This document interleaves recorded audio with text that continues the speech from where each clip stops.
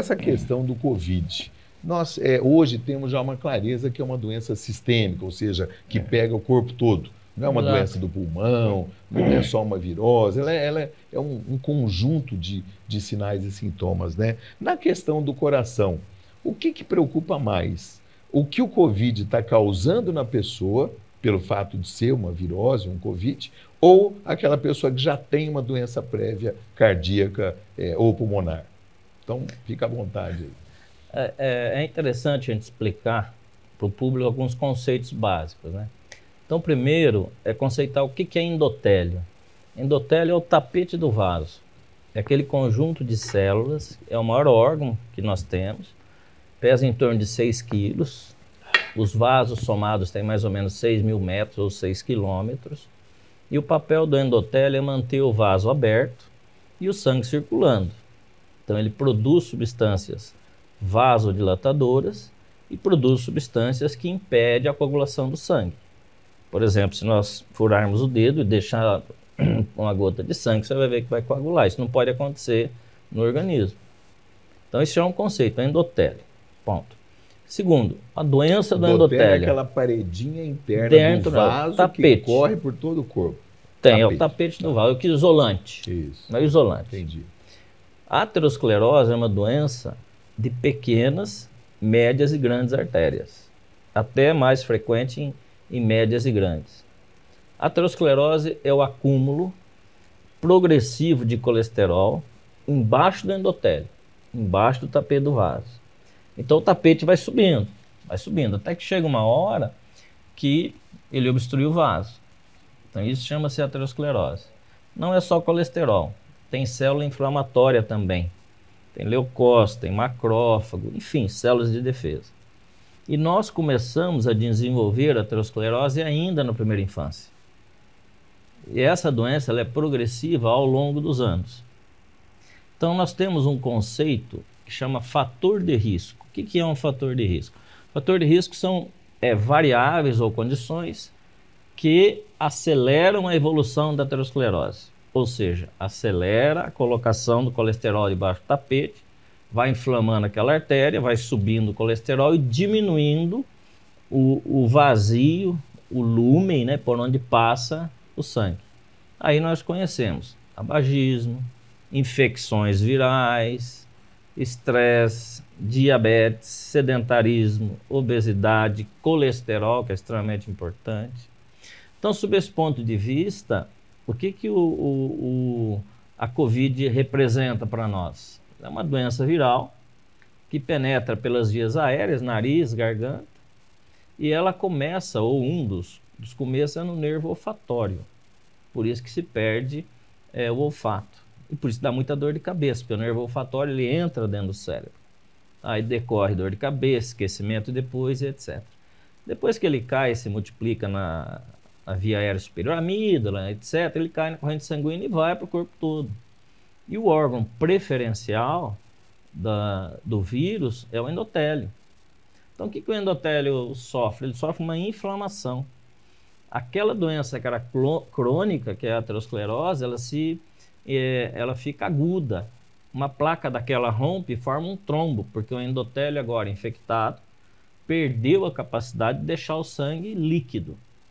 E se a obstrução ocorrer no cérebro, infarto cerebral ou derrame.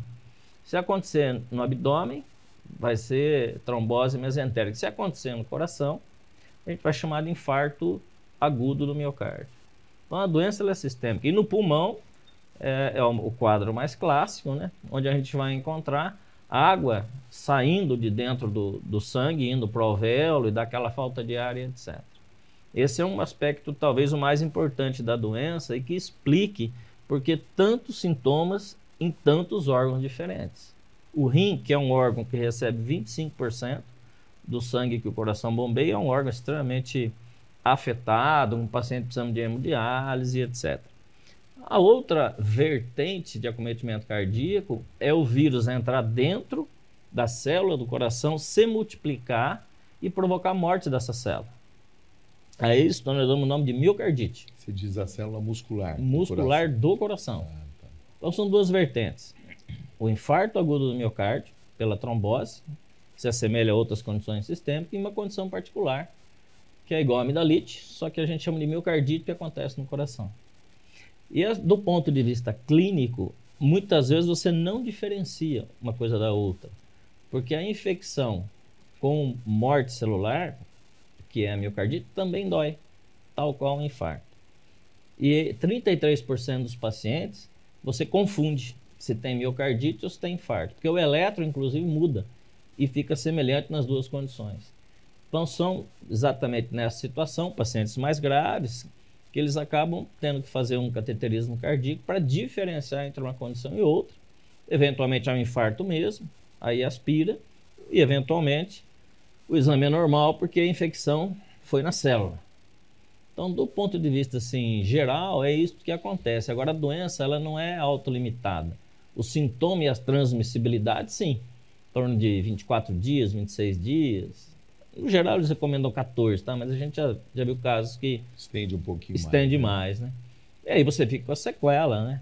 Porque ele é um vírus que se replicou, mexe no RNA da pessoa, fica sequela, o paciente fica muito esquecido depois. Esse conjunto de sintomas meio inespecíficos, a gente dá o nome de long COVID, ou COVID mais longo.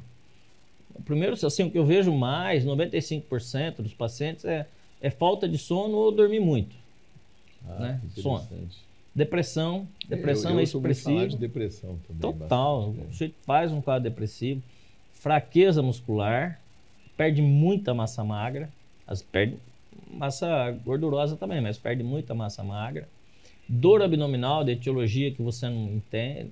E os mais comuns que a gente sabe, que são dor de garganta e tosse às vezes por 2, 3 meses, e a perda do olfato, que na maioria das vezes acaba voltando, né? Então não é uma doença assim especificamente do coração, né? Sim. Então você vê ela que acomete o coração também. Sim, também. E outra coisa, a pandemia em si funciona como estresse, né? A pandemia piora o fator de risco. Então tá, na pandemia, 40% dos pacientes aumentaram o peso, uma porcentagem boa ficou hipertensa. Durante o quadro agudo, a pressão cai, mas depois pode subir. A gente não sabe exatamente por quê. O colesterol sobe em decorrência do sedentarismo. Pelo processo inflamatório difuso vascular, né? Pode ser. Você tem uma disfunção endotelial, não dilata mais, né? Quadro depressivo, estresse, sono, memória, é muito comum, memória.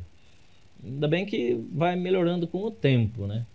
E tem muito paciente que fica com artralgia, sabe? Fica com dor muscular, fica com dor articular. Artralgia são dores nas articulações. Isso.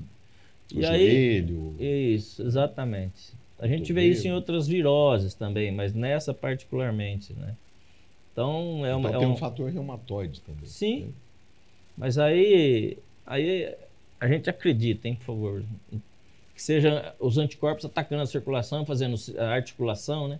Fazendo uma inflamação ali, etc, né? Então é uma condição assim multissistêmica, bem variada, né? Que vai muito além daquele paciente que tem um quadro grave, que fica internado por um bom tempo, né? Mesmo aqueles pacientes que têm a forma leve da doença, ele apresenta muito desse long COVID, né? Sim. E não tem remédio, né? Se tiver depressão, antidepressivo, se tiver dor articular, analgésico, você não consegue mexer nisso, né? Por isso que a prevenção, né, particularmente que veio aí com a vacina, ela é fundamental, né? A gente já tem exemplo aí no Chile, diminuiu 88% de mortalidade, mesmo usando só a Coronavac. Em Israel, antes da vacina, a mortalidade de cada 1.000 era 32, agora é 1, né, cada 1.000 infectados, né? Então, basicamente isso, de um panorama geral da Covid, né?